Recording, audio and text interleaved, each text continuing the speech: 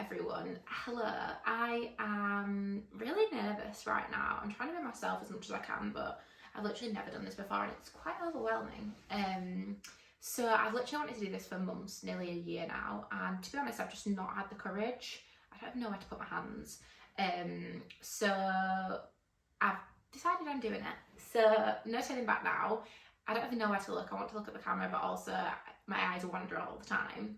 But essentially, I'm here to basically talk about everything fitness, young girl, unfiltered reality of being in your 20s, if I can put it into a sentence like that.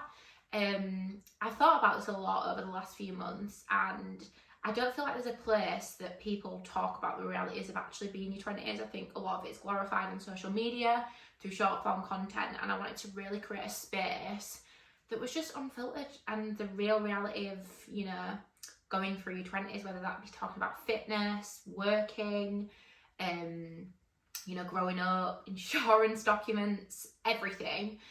So I suppose this like podcast / YouTube is going to be a mix of everything, basically about navigating your 20s, hopefully showing like a few mistakes along the way and just being kind of like a real raw open conversation. I hope to get a few of my friends on here and guests, and really just a place where you can listen to it, whether it's on a Monday morning and you want some Monday morning motivation, or a place on a Saturday night that you just want to listen to and laugh along to. So it's going to be a real mix of everything. I'm so nervous, but I've got such a personal passion for, I suppose, just navigating life, I think, quite deeply a lot of the time. And I think this is a great escape for me too, to be able to share my thoughts that are not always amazing with others, and just kind of create a safe space where we can talk about all things being in your 20s. So yeah, I thought the first episode would be great at kind of talking about my fitness journey, because a lot of the content I do, especially on TikTok, is all about my transformation and really something that I put my heart and soul into for the past 3 or 4 years, and something I feel, a place where I feel like I belong the most.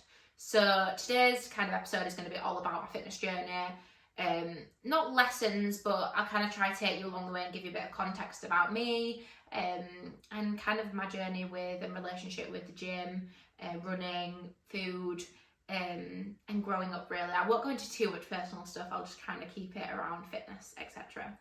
So I've got a few questions in front of me as well to prompt me. I suppose to start with, let's start right at the very beginning. I've always kind of been into fitness in terms of like, I loved PE in school. I never loved cross country, I loved netball, but I never really like, you know, did it properly. I'd say like I used to go to the gym like when I was 16, you know, as soon as you could turn 16 you could go to the gym, but I never did it properly. I just kind of did it as a social thing with my friends or my sister, and I was like, to be honest, quite like normal in terms of like the way I looked. I was just taller than the other girls and sometimes a bit like bulkier. I was never like thin. I always used to say that I'm like thick boned, or what's the word, big boned. I know that's not an actual thing, but that's what I always used to feel like.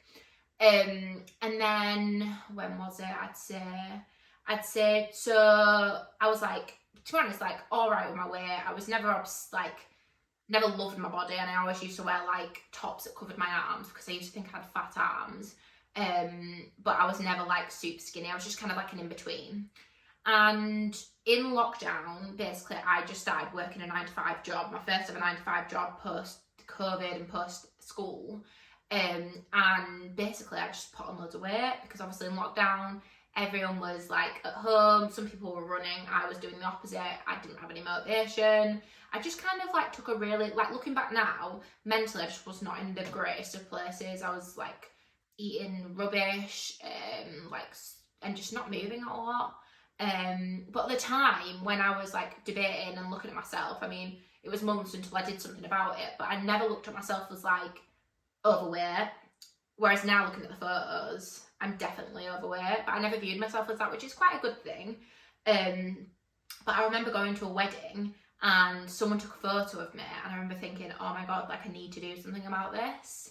Like my arms and my back looked really, really big, and I just really I just didn't like the way I looked. So basically what I did was, and this is a bit of a weird story, but this is kind of the personality type I am, I signed up for like this, it was like a HIIT workout class, and it was like a program where you'd have to lose X amount of weight in so many weeks.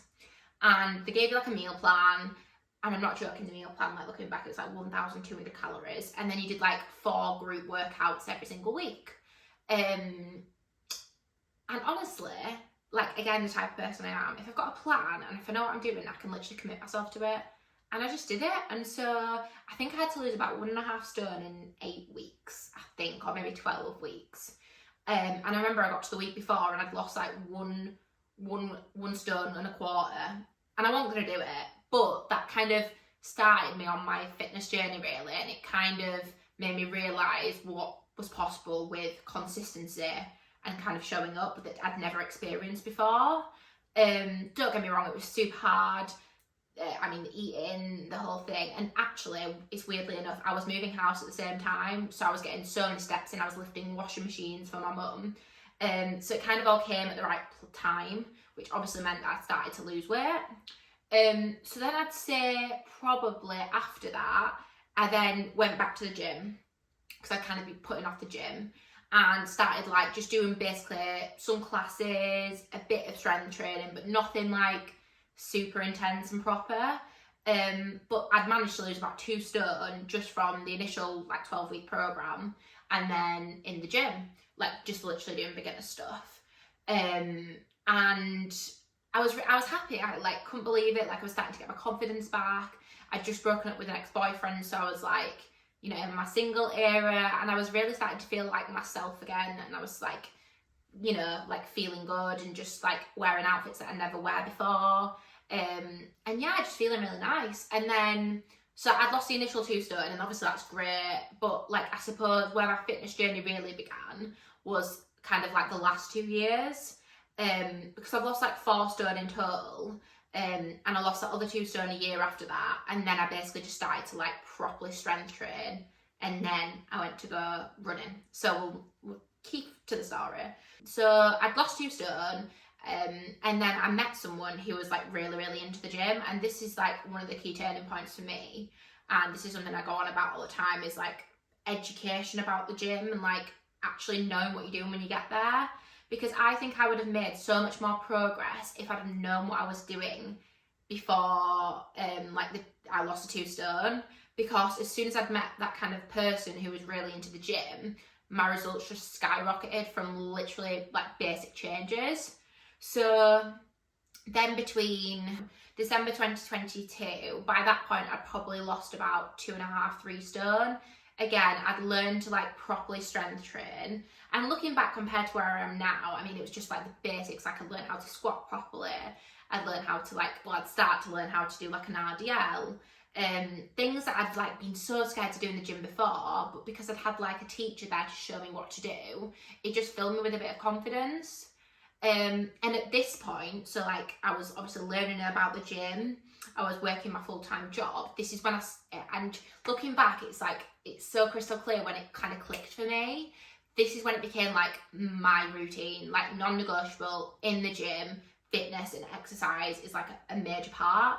And I know like there's a book called Atomic Habits, and that talks about how basically you make your habits into your routine, and that's when you know you've kind of won. And that's the place I got to with the gym at that point. So I'd lost 3 stone. I was, you know, feeling really, really good, but I genuinely loved the gym because I knew exactly what I was doing. And it was all new to me, you know, it was all new, it was all exciting, but it was like, get up really, really early. And I never really, I wasn't always a morning person, but I'd never like ingrained that into my routine. And to be fair, like I got quite obsessive with it, but not in an unhealthy way. I was, you know, eating what I wanted to eat. And I was just enjoying strength training, really. And then kind of for the next year and a half, or maybe 2 years, so I've lost 3 stone, and like the last stone for me was really all about like really carving my body. I'll try and insert some images where I can, but essentially I went from like skinny fat, and I'm very careful of my words. It was like I just wasn't toned essentially, and I was like on the scales I'd lost 3 stone, but I didn't look like super, you know, toned and like muscles and the look I kind of was trying to go for. And so for next year, I kind of honed in on basically becoming obsessed with the gym. And I think it happened quite naturally for me. I mean, I was showing up every day at 5 o'clock. I was like getting my sister and my friends involved to make it fun. The friend I'd met initially, yeah, you know, like that was a big part of it too. And it was just really fun. I mean, I never really, and I don't know if this is hindsight or if it's me just being a bit delusional, but I never really found it hard. I always just found it fun.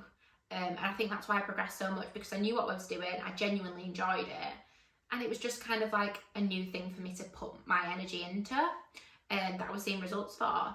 So I strength trained, like kind of covered everything. So I learned how to like train my back, upper body, stuff that I'd never done before. Like I'd never trained my upper body properly. I'd always just thought to like, you know, do the leg abductors, and that got you a thigh gap back in my day when everything was like all about thigh gaps and being skinny. But I actually wanted to be strong. So during this time, I like committed to myself that I wanted to do 10 pull-ups. Managed to do 10 pull-ups after a couple of months. I think it took me like 6 months. And just like set myself little goals, whether that be up in the weight or perfecting the form. And it was just really, really fun. And then like, I remember, I think the best I've ever looked body-wise in terms of like gym aesthetic would probably been like last July, so July 2023. And I loved it, like really loved the gym. But obviously as well, like with the gym, I do feel like when you're a regular gym goer, you obviously like get to a point where you're like, okay, but like what's next? Or like, how can I mix this up a bit? And I felt like I'd got to that point where I'd lost all my weight, like I enjoyed what I looked like, but it wasn't challenging me like every day. And so I remember, I think it was, so that was July, and then in August, I saw the London Marathon, all like the TikToks and videos come out, and super emotional and so inspiring. And I remember sitting there and going, like, I'd love to do that. Even though I'd never run before, bear in mind, never even ran like 5K. I used to do like maybe like half a kilometre on a treadmill sprint during like a strength training session, and that was really, really hard work. And I used to like hate cross country in school. And so I thought, you know what, I'm just going to sign up, enter the ballot. I entered a charity place for Dementia UK, and I thought, that's that, I'll find out probably, I think it was like September that I'd find out, so like only a month to wait. And so I was just focusing on the gym and kind of didn't really think much of it, and I just was kind of going about my day.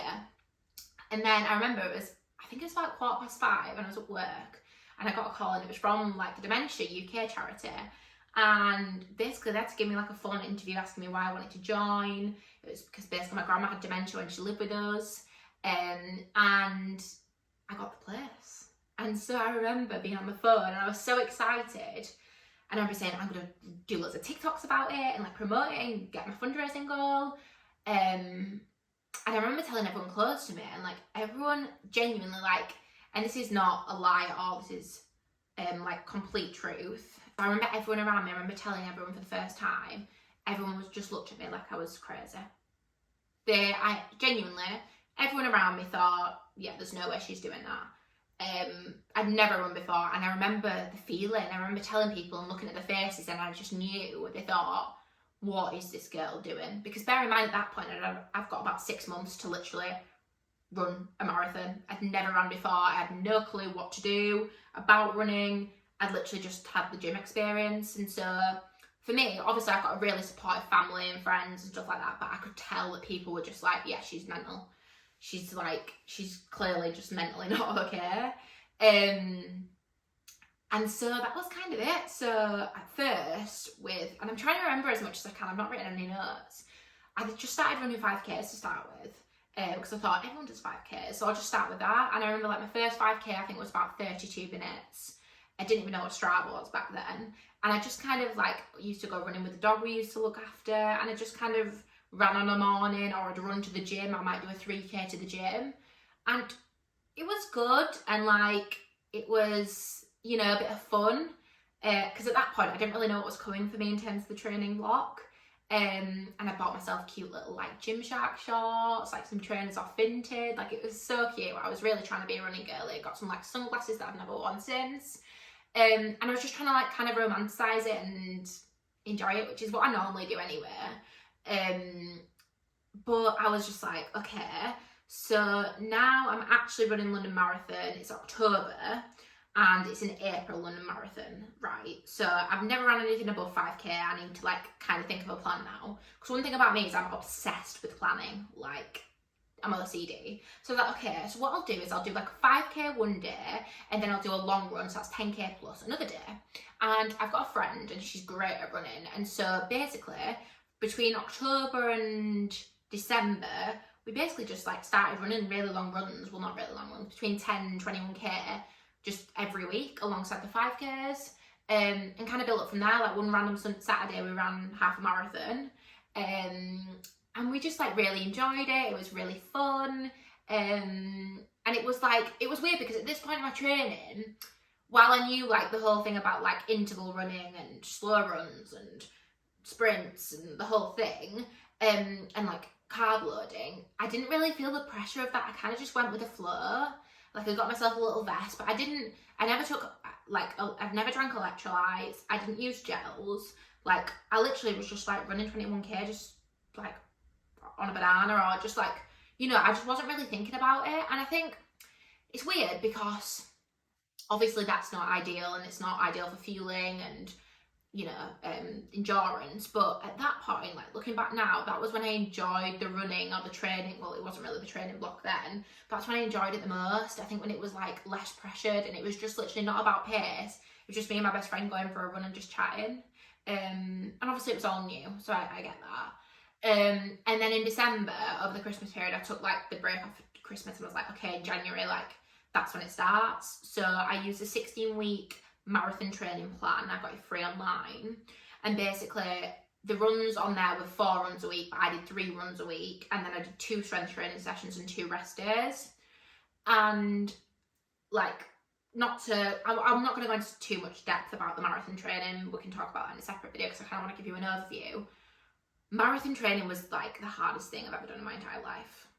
Hands down, mentally, physically, the hardest thing ever. The early mornings when it's raining, dark, scary, and just mentally such a challenge. I mean, goodness me, I've never experienced a mental challenge like that. And I think that was obviously like super hard and super challenging, but I think that's also why I kind of thrived off marathon training, because it was something to focus because I'm quite an energetic and focused person. It was something to challenge me on a daily basis. And I think during the training block, I kind of learned lots about like carb loading, which I'd never learned before. And to be honest, like I will say, and we can talk about this on a later podcast and episode, I do think, you know, marathon training did trigger some eating habits within me, because you've obviously got to eat a lot of food, or more than you normally would if you weren't marathon training, in order to run. And so eating that volume of food post-marathon has been super weird and triggering, and trying to re-heal my relationship with food, which I had done after the weight loss. So that's brought up a lot of things. I will say that about marathon training. And I suppose it was just like super tough, I won't lie. I obviously did most of it by myself. And I got to a point, because I'd gone through something like quite intense, like mentally, during marathon training. I had like maybe, I think it was like 7 weeks or 8 weeks left of the marathon. So I was halfway through my training block, and obviously that's when it gets the toughest and you're upping your mileage every week. I was like, I need to like run with someone, because mentally I just can't do this anymore. Like I really, really didn't believe in myself. Like, and it wasn't to do with the fact that like I didn't think I was fit enough. It was just the mental place I was at. And so the best thing I ever did was go to a run club in Manchester. It completely changed my view of running and my training block, meeting new people, like-minded people, and it just completely opened my eyes about the running community that I'd never experienced before. And that got me through my training block, I won't lie. Like, I was doing 2 10Ks during the week, which I could do myself because that was only an hour. And sometimes I did it after work, and sometimes I ran with like my friend. But then doing the long runs on a weekend, like 3 hours of running with the run club, was just like the best, honestly, the best thing that I've done. And I'm so grateful that I did that looking back, because it really got me out of that kind of bad mental hole I was in. because even though I romanticized stuff and I was, you know, trying to stay positive, I was not in the best place mentally. So I used to get up at like 6 a.m. on a Saturday and I'd drive all the way on the M62 from Leeds to Manchester to get it done. And I just loved it. And I'd pay like £10 for parking every time just because I knew that mentally it would just like spur me on and keep me going. One thing I will say about that though is like, I think sometimes finding other runners or making running friends, it's so easy to compare. But I always try to remind myself that like comparison is the thief of joy. And if you compare paces, like it's just a bad way and route to go down, because you've got to remember everyone's got different journeys, everyone's come from different fitness levels, different training, so you've always got to remember that. It doesn't matter that someone's quicker than you. Ultimately, you just got to remember you're all runners and you're all putting one foot in front of the other no matter what pace you're at. So that's something that I had to learn pretty easy on, like quite quickly easy on, because I'm not like the quickest. I mean, I'm not the slowest, but I was not as quick as kind of everyone else and what they were aiming for. So then it was probably about like 4 weeks until marathon till marathon. And I did like Sheffield half marathon. That was my first ever race. That was amazing. Honestly, I cried. Like, never experienced community like it. And I think this is one of the reasons why I wanted to start the podcast, is I want to like bring that community here for us all to kind of share. I've never experienced support like that. Like, honestly, absolutely amazing. And then literally it was 3 weeks into London, and we went down, me, my mum and my sister. It was great. It was hard. Mentally I'd come out of like the place I was in. I was still not like 100% myself, but I just kind of had to push it to the side, and so I did it. And I remember like everyone says like the last 10k it's like all mental, but for me it was literally like my legs were running through quicksand or through sticky mud, like really, you know, heavy mud. And it was so funny. I remember I didn't bring my headphones because I wanted to enjoy the atmosphere, and so I put David Goggins on in my vest, and I literally had him shouting at me on the Spotify playlist, and I just looked down in front of my feet, like one foot in front of the other, like Miss Big Ben, Miss Buckingham Palace. I was literally just like focused. And it was weird because when I finished, so I'd actually done the marathon like before I got to the end line, because basically if you don't follow the blue line on London Marathon you end up running more mileage than it actually is. And I remember when I passed the finish line, I remember just thinking like, okay, like this massive thing that I've like spent the last 6 months of my life, basically it's become my entire personality, like, okay. And it was just really, really weird. But I think, and this is something I wanted to kind of discuss more as we go, it's like it's like Olympians, you know, like when they get the gold medal and then they get really depressed and they don't know what to do. And I suppose I kind of viewed the marathon as like that. I suppose it was like, okay, this is the marathon. All my training had been like led up to that, and then now I'm like, okay, but I didn't even kind of like appreciate what I'd done, or like, you know, I couldn't even run 6 months before. So that's something that I'm still dealing with mentally, kind of trying to appreciate what I've achieved, and, you know, actually sitting back and going, okay, well done, Olivia. And that's something I'm not, like, doesn't come naturally to me at all. It's always like, what's next? So I did the marathon, a great experience. Debating doing it again. I'd love to do it again. It was just super hard. I think obviously the winter training combined with all of like the mental problems that I was like facing at the time, it's kind of triggering for me in a bit of a weird way, but I would like to get out there again and do it, because the challenge was something that I'd never experienced before. So that was in April, and now we're in June. And really, since then, I've just been trying to balance it all, to be honest. I think marathon training obviously had such a focus on running that I wanted to kind of pour my love and my effort into everything. So I've literally been trying loads of classes, from like Pilates to like high rock style, back in the gym. I squatted for the first time today post-marathon. And obviously still running, but just trying to kind of balance it all. I think a big part for me now is trying to, because fitness has become such a big part of my life because of losing so much weight, like 4 stone, going from not being able to run to then running a marathon, that it's kind of trying to understand what do I actually like about fitness, because it obviously fulfills me and it's given me purpose throughout these tough times throughout my life. But it's now trying to figure out, okay, what can I do with that, and how can I kind of show people how their lives can also be transformed. Because a lot of the things in fitness have also spread to other parts of my life, whether that be like work, you know, discipline at home, the way I am in terms of like, as soon as I get home, it's like a list and organising meal prep. And I think really like fitness for me has just like transformed every aspect of my life. I've always been super focused, but being able to kind of put that into a, you know, a form of exercise has just really been great. It's been overwhelming, it's been hard, it's certainly been triggering in some aspects, but like the person I am now compared to what I was before is just like 2 completely different people, which has been great. But I've also feel recently, especially during marathon training, that I've like lost a bit of a part of myself too, if I'm being completely honest. Like I've lost my sparkle, and I still do feel like I've lost a bit of my sparkle, but it's learning to like balance it, really, that you can have a piece of cake and go to the gym the next day. But I'd become so focused on marathon training, like I didn't drink. I don't really drink much anyway, but it became such a massive part of my life that I'd forgot how to like go out with my friends as a 22-year-old. And that's something I'm really trying to prioritise now, is like going for that run in the morning, but also going out for drinks with the girls on a night. And I think that's going to be a work in progress, and I'd love to talk about that more later and how I've tried to do that.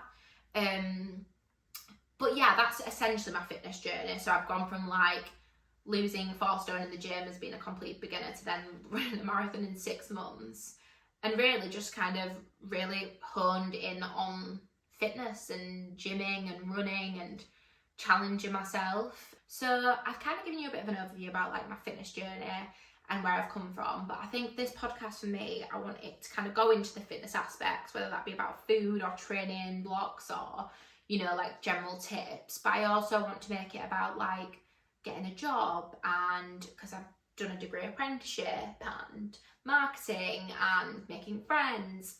So I kind of want to start with just like the fitness aspect. I'm happy to go more into depth with that, but I'd like to keep it kind of broad and keeping it on like focus on like really my passions. And I think that's also something that I've struggled with, in that like I love fitness, but I also love electric radiators. I love marketing, I love apprenticeships, I love going out with the girls, and like this is why I wanted to make this podcast really kind of broad about navigating your 20s, because I've learned so much stuff over the last 4 years that have kind of centered around health and fitness, but also have gone into other aspects, whether that be like insuring a car or an MOT or, you know, making friends. And so yeah, I hope that is going to be encapsulated on this podcast, and I want it to be meaningful. I want it to be a conversation that you feel like you can listen to, whether you're on the bus or the train or at home in bed.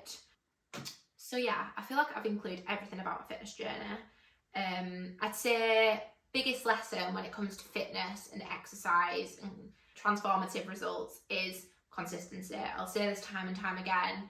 Consistency is key if you want to see any results, whether that be showing up to the gym every day, getting that one foot in front of the other when you're running, eating, planning, and just kind of showing up was the difference between me losing 4 stone and not.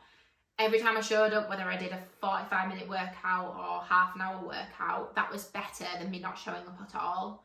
And I think that is a major part of the reasons of why I've managed to do what I've done, is because I've kind of just gone for it and kind of most of the time just focused on me, because ultimately no one actually cares what you do, and you just got to show up for you and just focus on you and your goals, because you will get there.